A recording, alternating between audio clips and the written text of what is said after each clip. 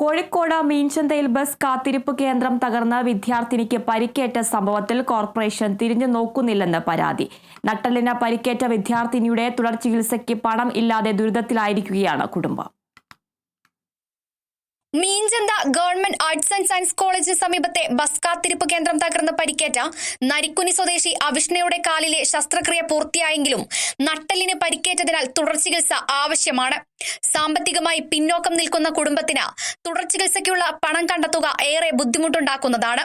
Corporation ഉടമസ്ഥതയിലുള്ള bus കാത്തിരിപ്പ് കേന്ദ്രമാണ് കഴിഞ്ഞ ദിവസം തകർന്നു വീണത്. അതിനാൽ തന്നെ കോർപ്പറേഷൻ അധികൃതർ അപകടം നടന്നതിനു പിന്നാലെ കുടുംബത്തെ സന്ദർശിക്കുകയോ അപകട വിവരത്തെക്കുറിച്ച് അന്വേഷിക്കാൻ പോലും ആരും എത്തിയില്ലെന്നും കുടുംബം ആരോപിച്ചു. കോർപ്പറേഷൻ ഉടമസ്ഥതയിലുള്ള ബസ് കാത്തിരിപ്പ് കേന്ദ്രം പരസ്യം പ്രദർശിപ്പിക്കാനും പരിപാലിക്കാനും ഒരു കമ്പനിക്ക് കരാർ നൽകിയതാണ്. എന്നാൽ ഷെഡിന്റെ തൂണുകൾ തുരുമ്പിച്ചത് ശ്രദ്ധിക്കാത്തതാണ് അപകട കാരണം. പരസ്യത്തിന്റെ ഫ്ലെക്സ് മാറ്റാൻ കമ്പനി തൊഴിലാളി മുകളിൽ കയറിയപ്പോഴാണ് ബസ് കാത്തിരിപ്പ് കേന്ദ്രം തകർന്ന് അപകടമുണ്ടായത്. കൃത്യമായ പരിപാലനമില്ലാത്തതാണ് ബസ് കാത്തിരിപ്പ് കേന്ദ്രം തകർന്നു വീഴാൻ കാരണമായത്. കൃത്യമായ പരിശോധന നടത്തേണ്ട കോർപ്പറേഷൻ അധികൃതർ കഴിഞ്ഞ കുറെ കാലങ്ങളായി പരിശോധനകളും നടത്തി വരാറില്ല. അവിഷ്ണയുടെ ചികിത്സാ ചിലവ് ഇനി ആര് വഹിക്കുമെന്നതിനും ഉത്തരവുമില്ല. Kerala vision news, Kozhikode.